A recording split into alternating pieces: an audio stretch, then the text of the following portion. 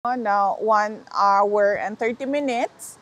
At ito yung second na visit for the week. Ang susunod na visit ay sa Thursday. So nagpapasalamat kami sa ICC Detention Unit dahil inapprove nila yung request namin na madagdagan sana yung mga araw na pwedeng magbisita kay dating Pangulong Rodrigo Duterte.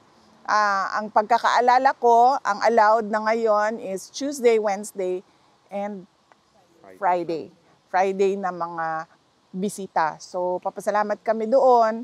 At, dinanong namin siya kanina kung kamusta ang kain. Sabi niya na, wag mo kamustahin ang kain ko. Sabihan, i-update mo ako sa kaso.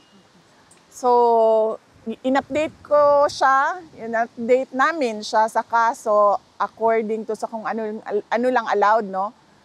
Sa amin na non-lawyers niya sa ICC na pwedeng sabihin sa kanya. So, yun ang unang pinag-usapan.